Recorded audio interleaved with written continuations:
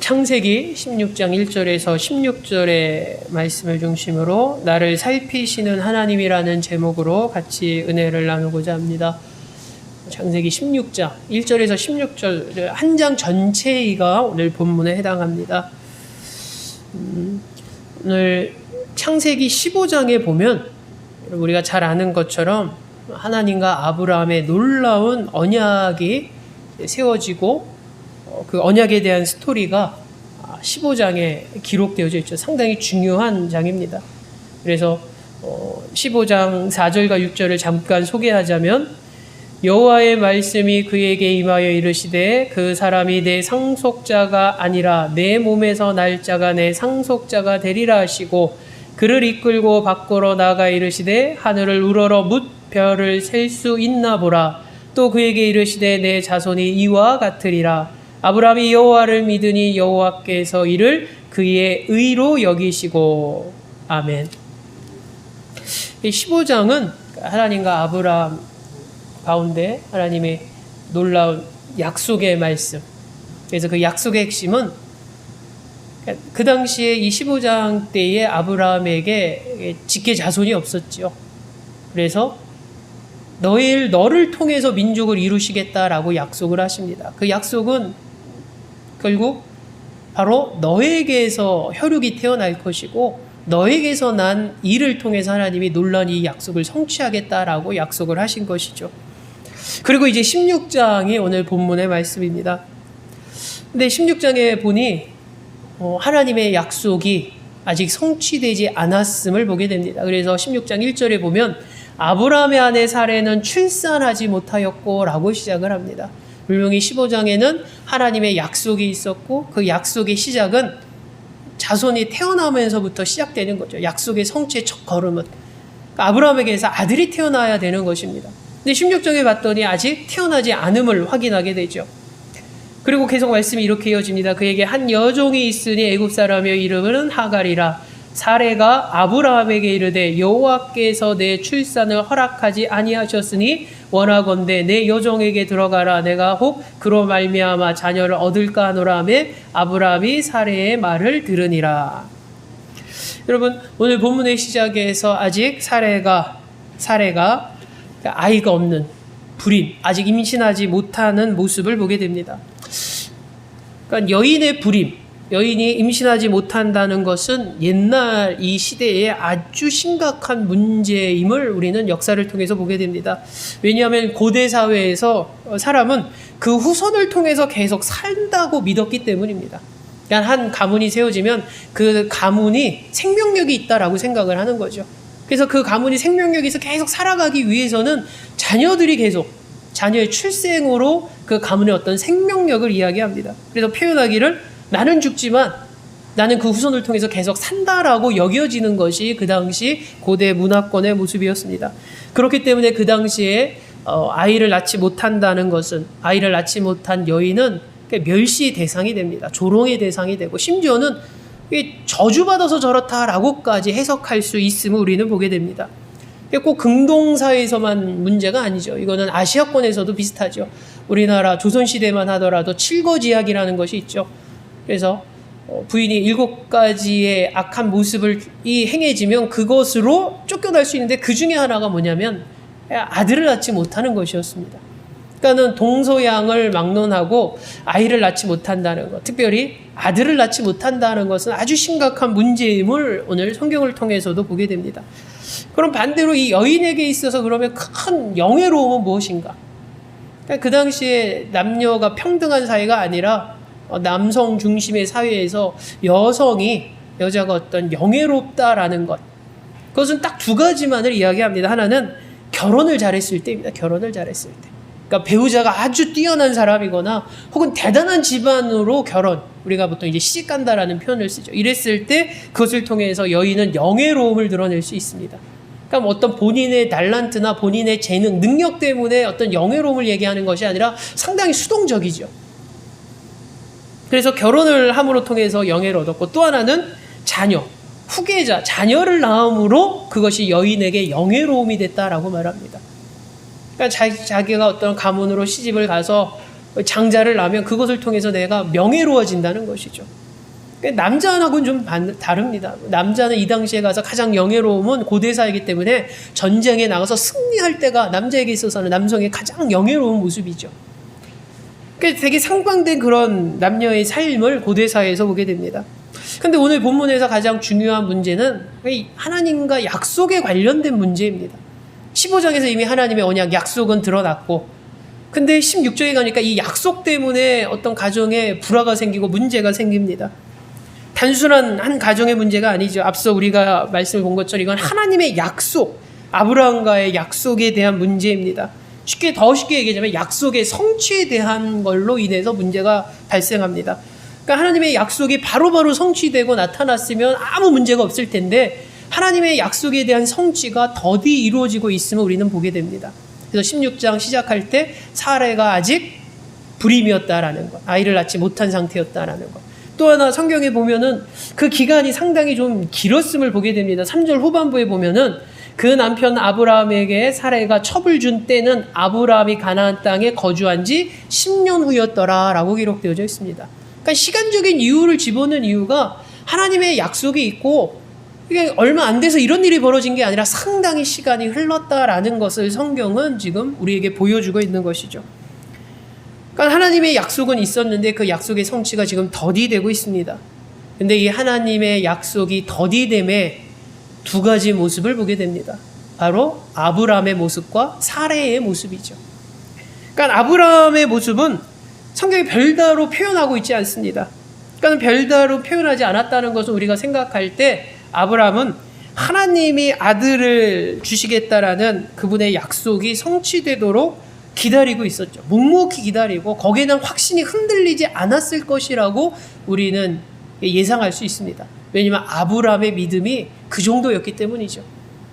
아브라함이 얼마나 대단하냐면 앞서서 15절에서 제가 말씀을 읽었듯이 하나님이 아브라함의 믿음의 상태, 믿음의 태도를 보고 의로 여기셨다라고 말씀하십니다. 그러니까 그 믿음이 대단했다라고 칭찬을 하신 거죠. 그 믿음은 결국 하나님을 향한 것이고 하나님의 약속을 향한 것이고 하나님의 약속에 대한 믿음이 시간이 흘렀다고 조금 더디됐다고 성취되지 않았다고 아직 성취되지 않았다고 해서 아브라함의 믿음이 흔들리지 않았을 것이라고 우리는 분명히 확신할 수 있는 것이죠.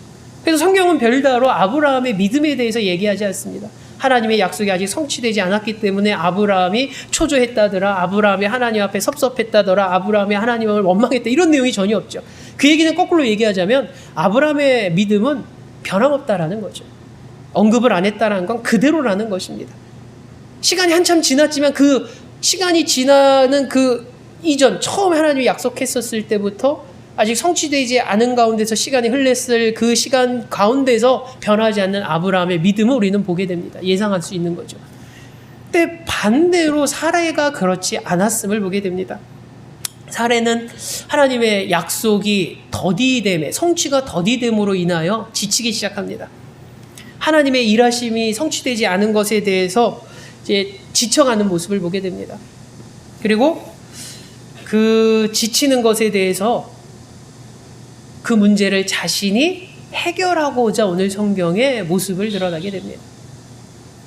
그래서 성경에는 뭐라고 말합니까? 이렇게 기록되어 있지 않습니까? 사레가 아브라함에게 이르되 여호와께서 내 출산을 허락하지 아니하셨으니 원하건대 너 내 여종에게 들어가라. 내가 혹 그로 말미암아 자녀를 얻을까 하노라 하매 아브라함이 사레의 말을 들으니라.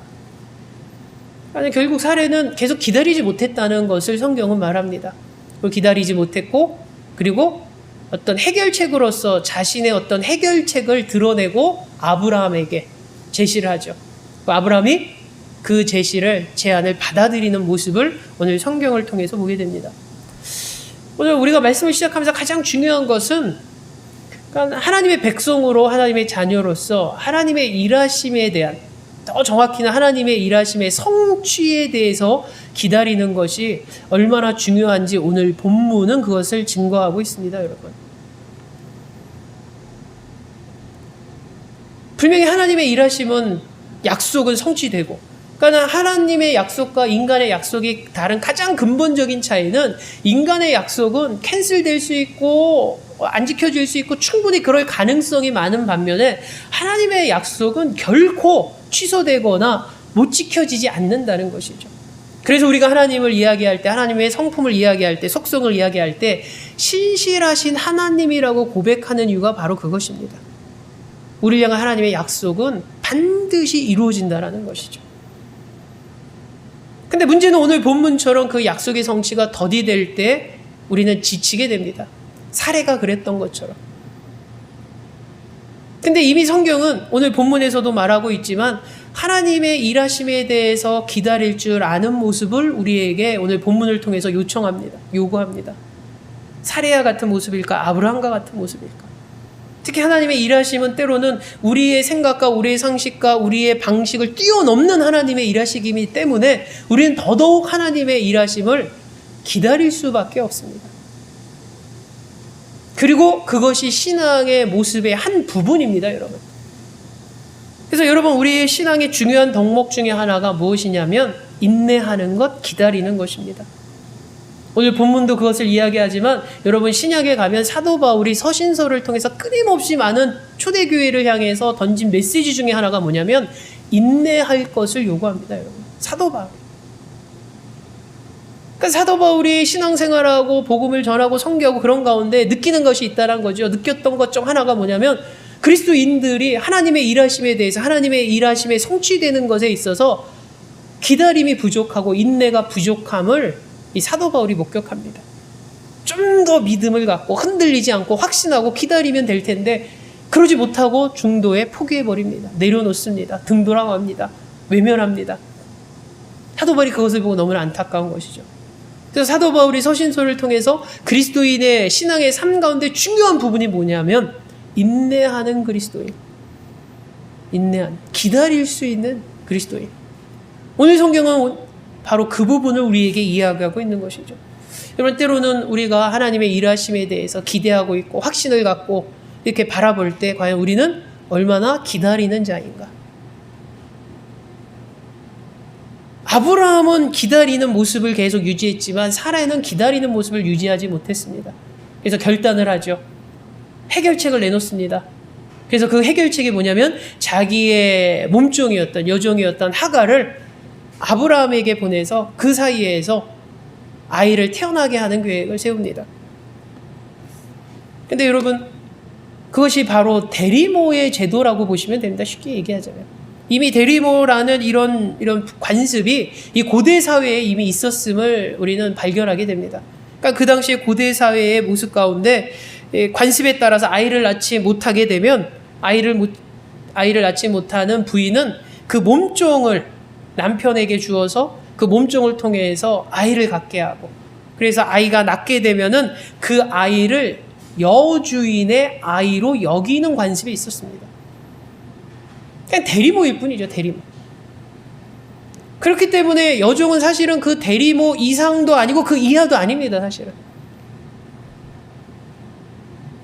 그래서 우리나라에도 옛날에 씨바지라는 것이 있었죠. 그래서 제 기억에 옛날에 임권택 감독이 씨바지라는 제목의 영화를 해서 무슨 큰 국제 영화제에서 강수현이라는 배우가 여우주연상을 받았던 기억이 있습니다. 그 모습이 대리모에 대한 스토리죠, 조선시대. 후계자를 생산해야 되는데 아이가 없으니까 대리모를 통해서 아이를 갖게 하는. 근데 이런 모습이 고대 사회의 모습이었고 관습이었고, 이거는 도덕적으로나 어떤 법적인 문제에 아무 하자가 없었음을 사실 성경은 이야기합니다. 그러니까 오늘날 우리가 생각했을 때는 어떻게 그런 일이, 근데 사실 오늘날도 이런 비슷한 모습이 약간 다른 형태로 이루어지고 있죠, 여러분, 사실은. 그래서 우리가 어떤 실제 결혼하지 않고, 얼마 전에도 보니까 어떤 연예인이 결혼은 하고 싶지 않은데 아이는 갖고 싶어서 이렇게 정자를 기증받아서 그래서 아이를 낳아가지고 기르는 모습을 막 TV에서 예능 프로로. 근데 그 아이는 눈이 펄한 아이였어. 그래서 기증받은 정자가 외국인이었구나 사람들이 알게 되는 그런 스토리를 봐서라도, 그리고 기증된 정자와 기증된 난자를 통해서 어떤 아이를 갖지 못한 부부가 이렇게 자녀를 갖게 되는 모습이 오늘날도 사실은 나타나고 있죠. 그 형태가 조금 다를 뿐이죠, 사실은. 그러니까 고대사에서는 그것이 막 도덕적으로 문제가 되거나 법률적인 문제가 아니라 관습이었고 정상적이고 일반적이었다. 것을 우리는 또 배경적인 것으로 보게 됩니다. 근데 중요한 것은 이 사례가 이 대리모를 통해서 어떤 이 자녀에 대한 문제, 후계자의 문제를 해결하려고 했을 때 그의 태도는 단순히 하나님의 일하심의 성취를 기다리지 못한, 인내하지 못한 부분도 문제였지만은 그 이면에는 하나님에 대한 불신이 들어가 있음을 성경은 보게 됩니다, 여러분.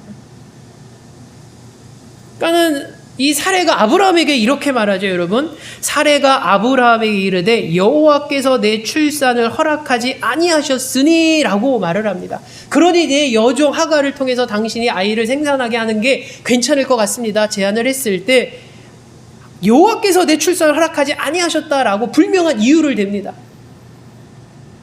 분명히 동기를 이야기합니다. 내가 왜 지금 대리모 이 관습을 이용하려고 하는 불명한 이유가 뭐냐면 다름 아니라 여호와께서, 하나님께서 내 출산을 허락하지 아니하셨기 때문이라고 불명한 동기를 이야기하죠. 이유를 이야기하죠.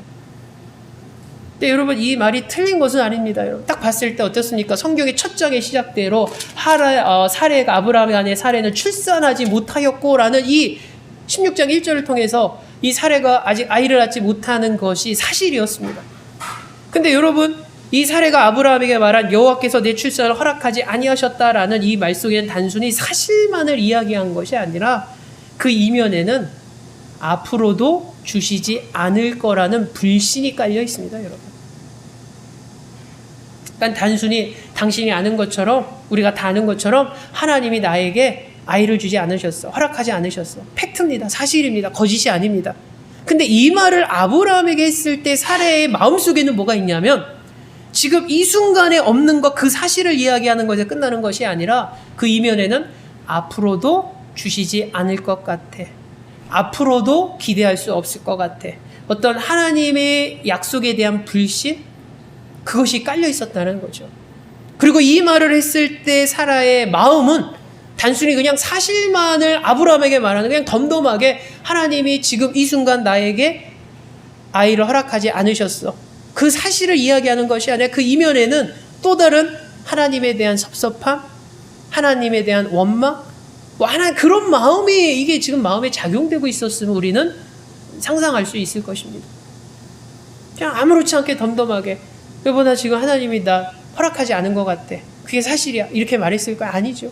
그 마음속에는 그동안 오랫동안 기다렸지만 그 기다림 속에서 하나님의 약속이 성취되지 않은 것 때문에 섭섭하고 불안하고 초조하고 그리고 원망스럽고, 그리고 더 나아가서 하나님의 약속이 지금 이 순간에만 지금 나한테 아이를 주신 것이 아니라 앞으로도 주시지 않을 것 같고 그런 내색이 전혀 난 기대할 수 없고, 이런 불신에 대한 모습이 이 사라의 마음이었다라는 것이죠.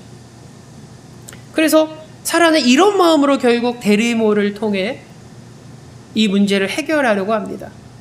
누구를 통해서 하냐면 그 여종이었던 바로 하갈을 통해서 하려고 하죠. 여러분, 하갈은 성경의 표현대로 애굽 사람이었고 여인이었고 바로 다름 아닌 사레의 몸종이었다라고 말합니다. 그러니까는 이 하갈에 대한 이야기를 성경은 뭐라고 말하냐면 대단하지 않은 그냥 사유재산이라는 거죠. 그리고 나중에 아이를 낳게 되면 그 아이는 그냥 주인인 사레의 소유, 아이가 되는 거죠. 이루어지면 양자가 되는 것입니다. 그냥 건네주는 것이죠. 근데 여러분, 재밌는 것은 이 하갈이라는 여인의 이름의 뜻이 도망이라는 뜻입니다. 도망. 이주, 도망이라는 뜻. 근데 성경에 분명히 나오지는 않았지만 이 하갈이라는 여인에 대해서 우리가 더 상상을 해보자면 제 생각에는 상당히 이 사레의 여주인이었던 사레의 사랑을 많이 받은 여종이었을 것이라고 생각을 합니다. 그렇지 않으면 절대로 아브라함에게 대리모로 이렇게 지명하지 않았을 것이라고 저는 생각합니다.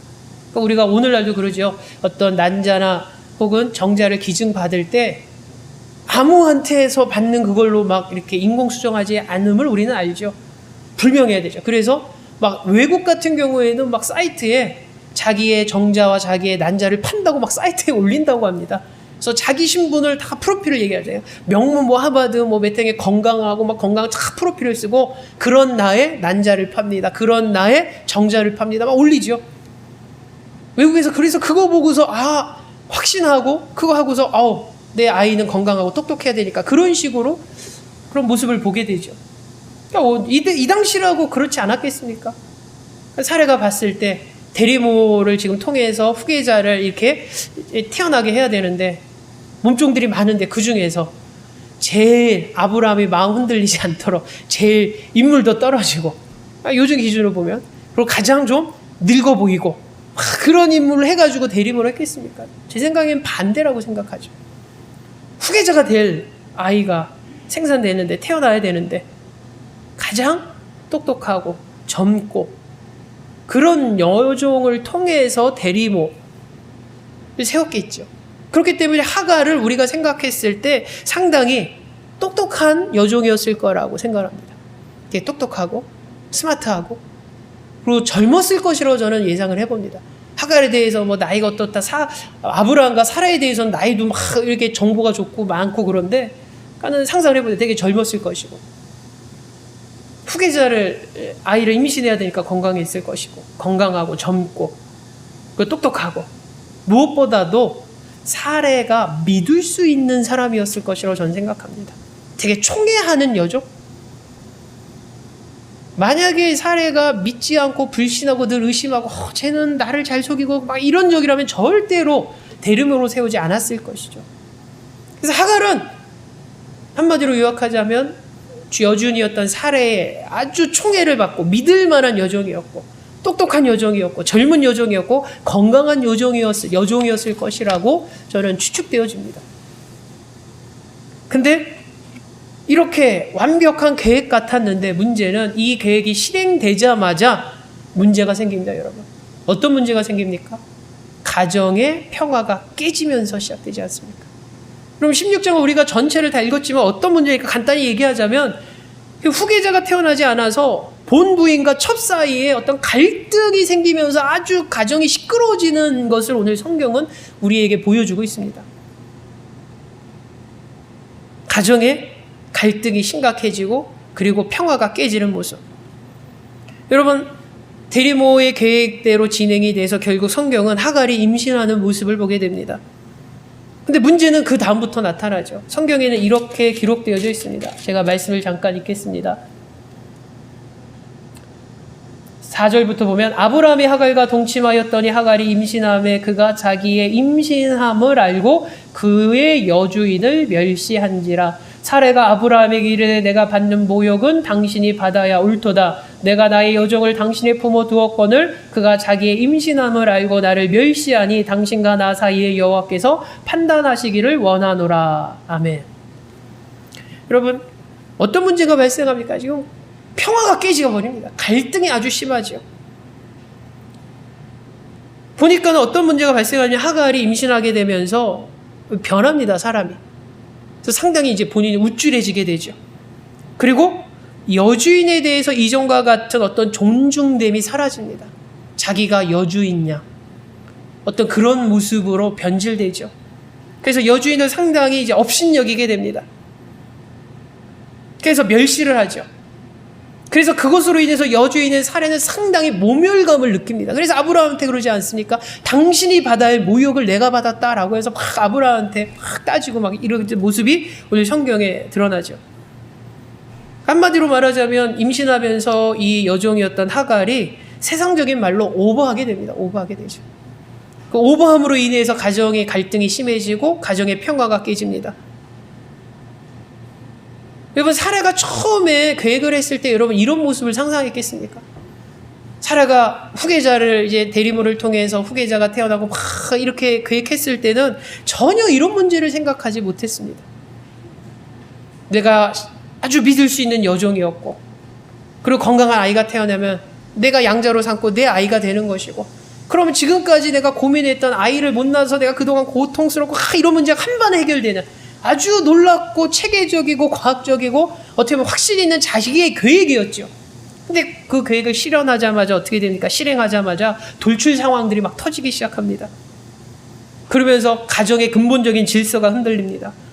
그리고 자기가 이룬 계획 때문에 자기가 너무나 괴로워하지 않습니까? 너무나 괴로워합니다, 자신이. 그래서 아브라함에게 하소연하지 않습니까? 아브라함을 원망하면서 아브라함에게 이 문제를 해결하고자 합니다. 그래서 나와 당신 사이에 여호와께서 판단하시기를 원하노라. 그러니까 나는 정말 잘못한 것도 없는데 나한테 이런 너무 어려움이 생기고 힘듦이 생기니까 이게 너무나 나는 억울하다는 거죠. 사라에게. 자기가 잘못해서 그랬으면 이 사례가 하나님과 나와 당신 사이에 하나님이 판단하시고 이런 얘기 못하죠. 자기가 잘못했으니까. 근데 자기가 생각했을 때는 난 잘못한 게 하나도 없는데 지금 내가 어려움을 당하고 있고 모욕을 당하고 있고 수치를 당하고 있고 생각지 못한 이런 어려움이 있으니까 아브라함을 원망하고 해결해달라고 막 그러죠. 그래서 아브라함의 결론이 무엇이었습니까? 여러분 성경에 봤더니 6절에 보면 아브라함이 사레에게 이르되 당신의 여종은 당신의 수중에 있으니 당신의 눈에 좋을 대로 그에게 행하라 하며 사레가 하갈을 학대하였더니 하갈이 사라 앞에서 도망하였더라. 그러니까 사레가 이 어려운 가운데에서 아브라함에게 확 원망하면서 한마디로 이런 거죠. 당신 후계자 문제 때문에 자녀 문제 때문에 이렇게 일이 꼬여버리고 내가 이렇게 힘드니까 당신이 어떻게든 답을 내놓으라고. 그래서 아브라함이 답을 줬습니다. 당신의 손에 맡기겠다고. 왜냐하면 사레가 함부로 하지 못했던 이유 중 하나가 뭐냐면 이 하갈이 임신했기 때문이죠. 그 임신해서 그 아이가 남자인지 여자인지는 모르지만 만약 남자라면 후계자가 될 것이고 이런 문제 때문에 막 지금 여기까지 끌어올라도 그거를 분출을 하지 못합니다. 그리고 성경에 나오지 않았겠지만은 임신을 했기 때문에 아브라함이 하갈에 대해서 어떤 대우가 예전과는 달라졌겠죠. 그렇지 않겠습니까? 그래도 첫 아이가 임신이 됐는데 아브라함에게 있어서 첫 아이가. 그러니까 그런 걸 보니까 하갈이 이제는 자기 마음대로 휘둘릴 수 없는 상황인 거죠. 그래서 아브라함의 뭔가 허락과 아브라함의 동의를 얻어서 하지 않으면 자기가 어떻게 이 문제를 건드릴 수 없게 되죠. 그래서 아브라함에게 막 따지면서 하죠. 아브라함의 결론이 당신 손에 맡기겠소. 그러니까 이제 하갈에게 공이 넘어온 것이 하갈이 아니라 죄송합니다. 사라에게 공이 넘어온 것이죠. 사례가 어떻게 있을까요?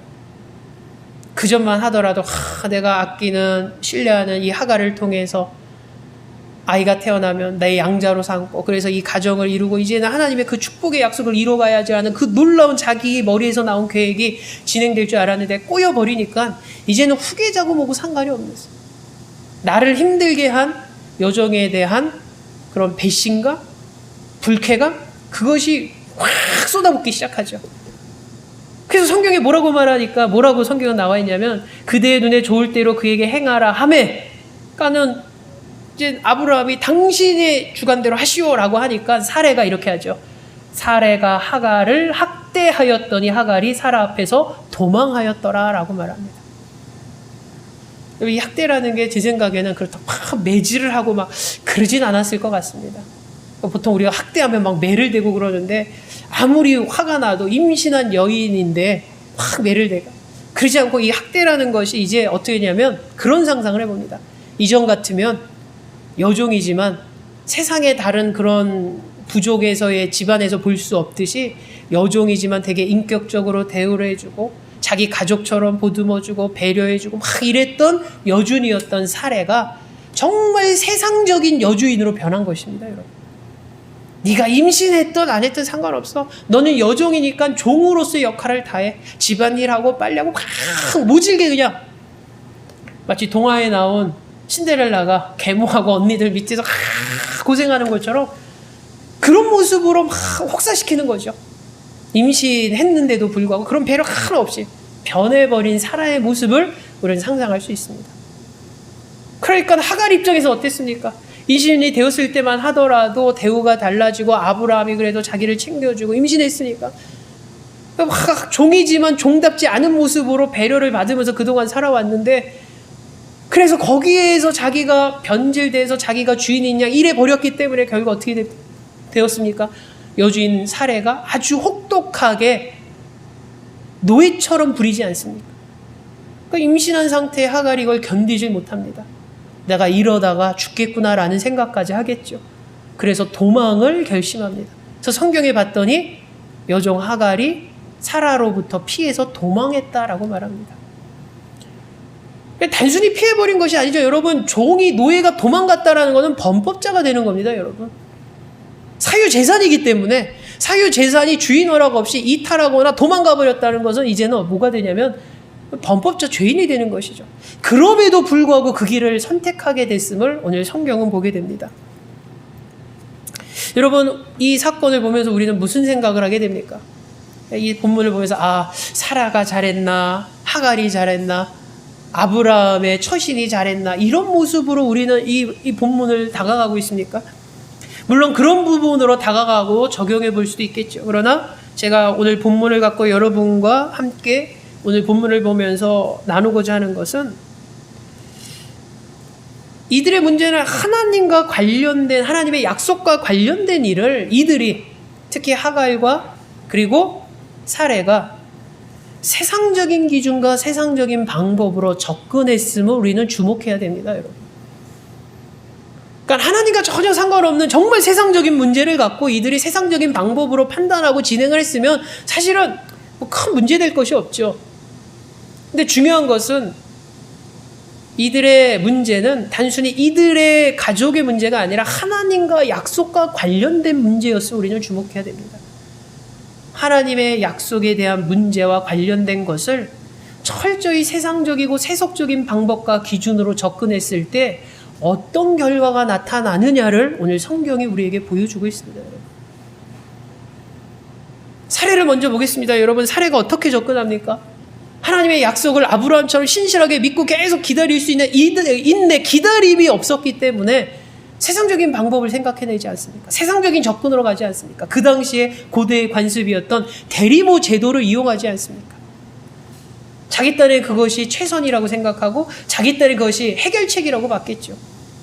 근데 하나님의 문제를 갖고서 하나님의 약속에 관련된 일을 세상적인 방법으로 해결책을 내놨으니 그것이 해결되겠습니까?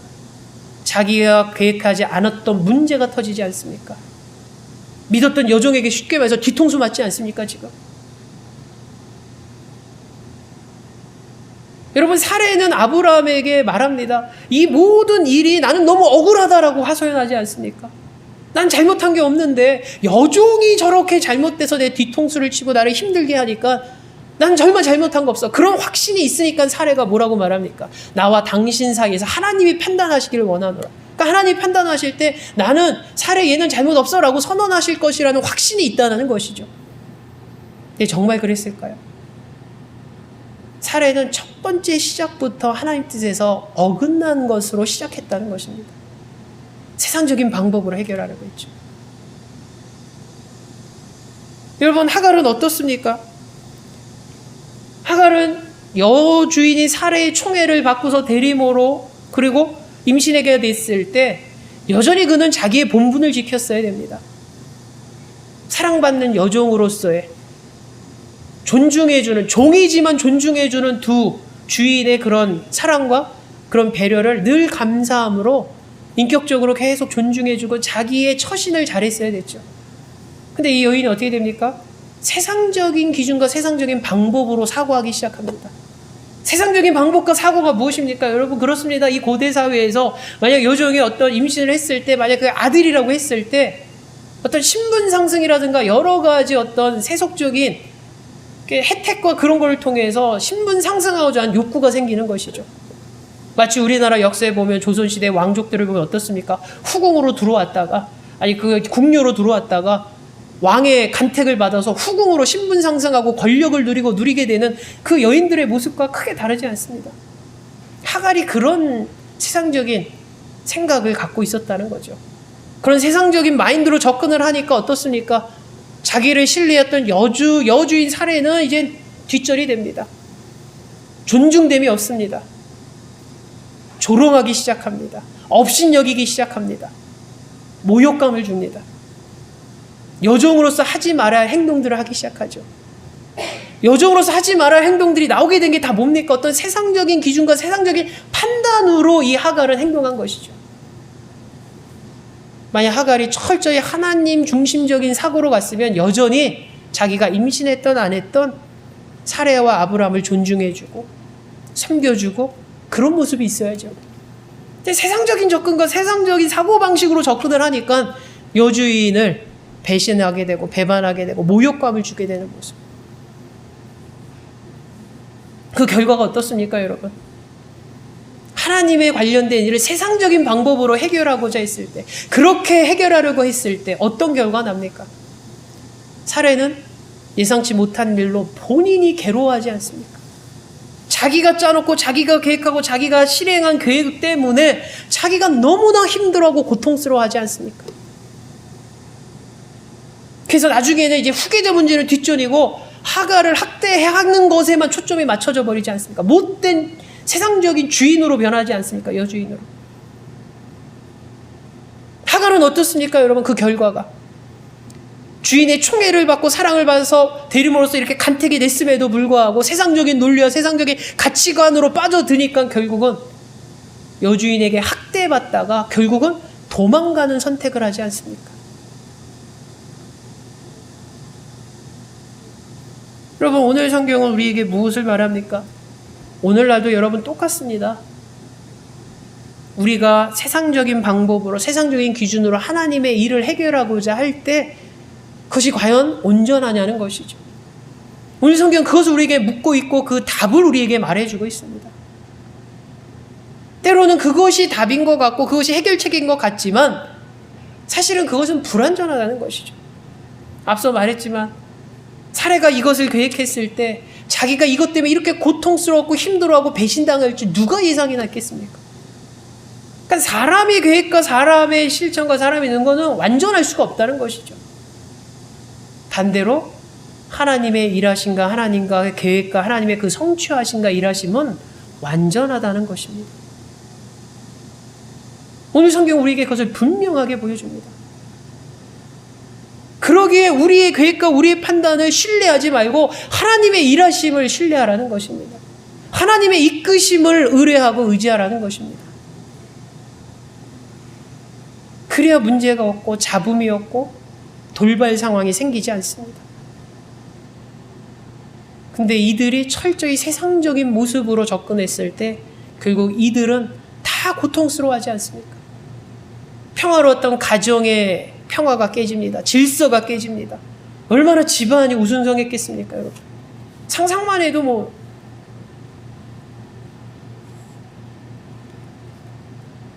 우리의 신앙의 모습을 돌아보기 원합니다. 과연 우리는 우리의 계획으로 무언가를 하려는가? 하나님 앞에 의지하는 자인가?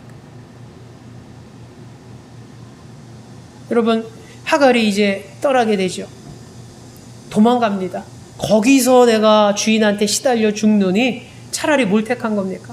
가다가 잡혀서 어떻게 되든 일단은 살려고 탈출한 것이죠. 근데 그래서 도중에 어디까지 가냐면 성경에 봤더니 7절에 여호와의 사자가 광야의 샘물 곁 곧 술길 샘 곁에서 그를 만나 이르시되 사라의 여종 하갈아 내가 어디서 왔으며 어디로 가느냐. 그가 이르되 나는 내 여주인 사례를 피하여 도망하나이다. 여호와의 사자가 그에게 이르되 내 여주인에게로 돌아가서 그의 수하에 복종하라. 여러분, 수하에 들어서 복종하라는 것은 얼핏 봤을 때 우리가 그런 생각을 하죠. 하갈은 문제가 없는데 사례가 문제가 있어서 너무 박해하니까 이 여종이었던 하갈이 도망가는 불쌍한 여인이야, 그렇게 해석할 수도 있죠. 근데 그렇게 해석할 수도 있겠지만 결국 성경에서는 뭘 말하냐면 돌아가라고 말합니다. 돌아가서 내 여주인에게 복종하라라는 거. 그럼 이 부분이 무엇을 이야기하냐면 하갈이 결국 그 안에서 자신의 행동과 처신이 옳지 않았음을 이야기합니다. 그 안에서 그의 본분에 맞게끔 앞서 말한 것처럼 주인을 존중해 주면서 자기의 본분대로 그 신분을 유지를 했어야 되는데 변질해 버리지 않습니까? 세상적인 욕망 때문에 나도 세상적으로 이 아이가 남자라면 나도 출세할 수 있고 내가 안방 자리 차지할 수 있을까, 어떤 세상적인 마인드에 사로잡히지 않습니까?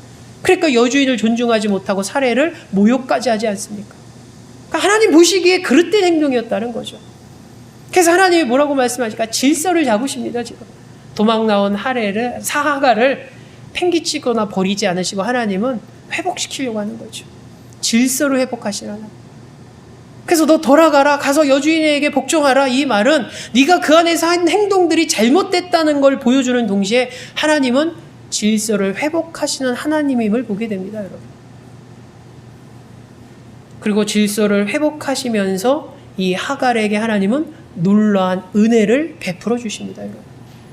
그 증거가 바로 이제 10절부터 쭉 기록되어져 있습니다. 여호와의 사자가 또 그에게 이르되 내가 내 씨를 크게 번성하여 그 수가 많아 셀 수 없게 하리라. 여호와의 사자가 또 그에게 이르되 내가 임신하였은즉 아들을 낳으리니 그 이름을 이스마엘이라 하라. 이는 여호와께서 내 고통을 들으셨음이니라. 그가 사람 중에 들나귀 같이 되리니 그의 손에 모든 사람을 치겠고 모든 사람의 손을 그를 칠지며 그가 모든 형제와 대항하여 살리라 하니라. 하갈이 자기에게 이르신 여호와의 이름을 나를 살피시는 하나님이라 하였으니 이는 내가 어떻게 여기서 나를 살피시는 하나님을 배웠는고 함이라. 아멘. 그럼 우리가 마지막으로 주목하고자 하는 것은 이 하갈이 하나님을 경험하게 되는 모습을 보게 됩니다. 하나님을 체험하게 되는 모습.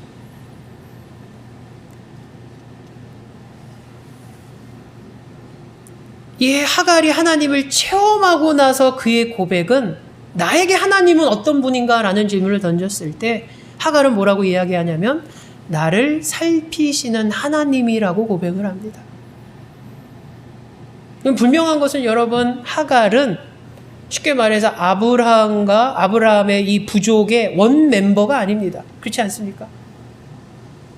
여종이었기 때문에 출신이 출애굽입니다. 그래서 아마 많은 신학자들이 얘기하는 것처럼 이 아브라함이 잠깐 기근을 피해서 애굽으로 갔을 때 어떤 인연이 돼서 어린 여종을 데리고 와서 글렀을 것이라고 보는 신학자도 있죠. 중요한 것은 원 멤버가 아니라 도중에 합류한 여종이었죠. 그리고 정확히 말하면 이방인이지 않습니까? 애굽이 여종이었고. 근데 지금 여종이 어떻습니까? 도망 나왔습니다. 도망 나왔고 이제는 거기다 플러스 죄인까지 내버립니다. 그럼 이 여종에게 과연 하나님이 하갈에게 관심을 가질 만한 존재인가? 가장 궁극적인 질문으로 던져봅니다, 여러분. 무관심, 관심. 관심 받을 존재가 아니었습니다, 여러분, 하갈은. 이방 나라 애굽의 여인이었고 미천한 여종이었고 더군다나 도망 나온 노예였고 죄인이었고 그리고 그 행실이 거기서 잘했다가 그냥 억울하게 쫓겨난 게 아니라 쫓겨날 만한 행동을 했기 때문에 결국 자기 화를 부른 것이죠. 자기 행동이 결국 자기의 화를 부른 것이죠. 지금 상황이 자기의 행동의 결과라는 것입니다. 근데 중요한 것은 이런 무관심한 존재일 수밖에 없던 여종에게 하나님은 관심을 가지셨습니다. 여러분. 그래서 샘 옆에서 너무나 고통스럽고 괴로워하는 앞으로 나의 미래는 어떻게 될까? 나는 어떻게 되는 걸까? 잡히는 것인가? 나 이러다가 죽는 거야? 나 홀몸도 아닌데 임신한 몸으로 내가 얼마나 더 도망갈 수 있을까? 막 이런 고민에 어떤 생사의 문제로 고통스러워할 때 놀랍게도 하나님은 이 여종인 하갈을 만나 주십니다. 그리고 이 하갈은 하나님을 거기서 체험하죠. 이 하갈이 체험한 하나님은 어떤 하나님이냐면 나를 살피시는 하나님이라고 오늘 성경은 말합니다. 살피신다는 건 여러분 지켜본다는 거죠. 무관심한다면 여러분 살펴볼 수가 없습니다. 관심이 있으니까 살펴보는 것이죠. 관심은 뭘 의미하냐면 여러분 사랑을 의미합니다. 왜 부모들이 자녀들이 어린 유아할 때 계속 지켜봅니까, 여러분? 왜 살펴봅니까? 잘못될까봐, 잘못된 거 먹을까봐, 잘못된 거 손으로 넣을까봐, 건드릴까봐 걱정하는 거죠. 그래서 관심을 갖는 거죠.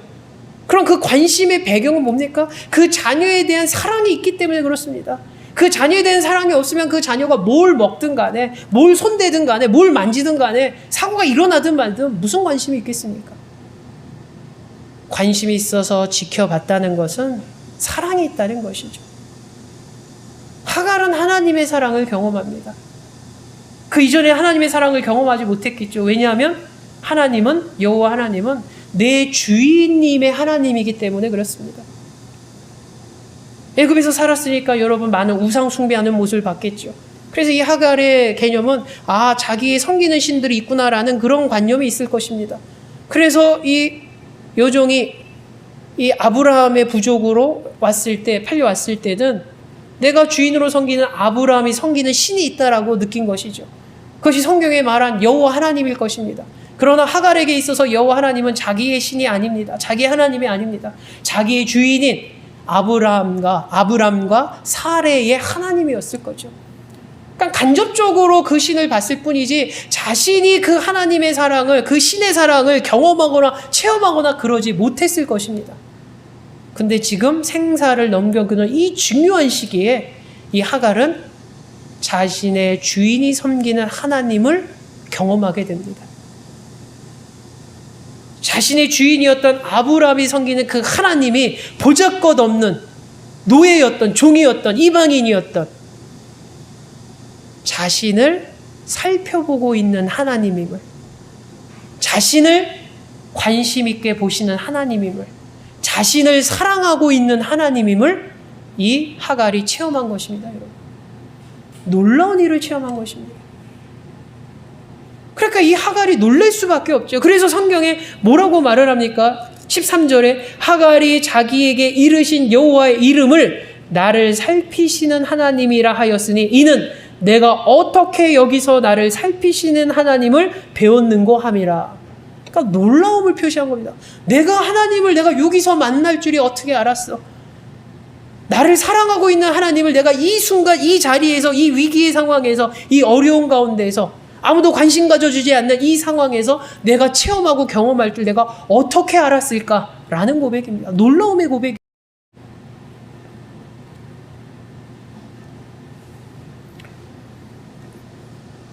여러분, 이 하갈을 살피시는 하나님이 바로 이 순간에도 우리를 살피시는 하나님임을 믿으시기 바랍니다. 더군다나 우리는 어떻습니까? 하갈처럼 이방인이거나 종이거나 아브라함의 원멤버가 아닌 그런 신분이 아니라 우리는 더군다나 하나님의 자녀고 하나님의 백성이지 않습니까? 하갈조차도 살피시는 하나님의 은혜를 체험하고 하나님의 사랑을 경험하고 거기에 놀라워서 오늘 이런 고백을 했는데 그 놀라운 하나님의 사랑이, 그 하나님의 살피심이 오늘날 우리에게도 변하지 않음을 오늘 성경은 증거합니다. 때로 우리가 살다 보면 어떤 일을 고백합니까? 더군다나 요즘처럼 코로나19 때문에 힘들어지는 상황, 환경, 형평, 전혀 예상치 못한 돌발 상황들 때문에 우리가 때로는 하나님에 대한 믿음, 또 하나님에 대한 향한 내 마음이 지쳐버릴 수가 있습니다. 흔들릴 수가 있습니다.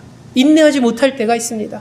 그래서 내 나름대로의 어떤 계획을 세우고 내 나름대로 어떤 방법을 취하고 그것이 해결책인 것으로 생각하고 착각할 때가 있죠. 그러나 그것은 해결책이 아닙니다. 너무나 많은 부작용을 만들어낼 수 있습니다. 그리고 그런 부작용 속에서 내가 너무 힘들어하고 고통스러울 수 있습니다. 내가 지쳐 더 너무나 괴로워할 수 있습니다. 그 가운데 우리는 무엇을 이야기하겠습니까? 하나님이 나에게 관심 없구나. 하나님이 나에게 사랑이 없구나. 하나님이 나를 살피지 않는구나 라고 여길 수가 있겠죠. 근데 오늘 성경은 뭐라고 말합니까? 하나님 자녀된, 하나님 백성된 저와 여러분을 하나님은 무관심하지 않습니다. 저와 여러분 하나님은 여전히 사랑하고 계십니다. 저와 여러분 하나님은 여전히 살피시는 하나님입니다. 오늘 그것을 성경은 우리에게 증거하고 있습니다. 살피시는 하나님임을 잊지 말라는 것입니다, 여러분. 하갈조차도 경험했던 지키시는 하나님, 살피시는 하나님.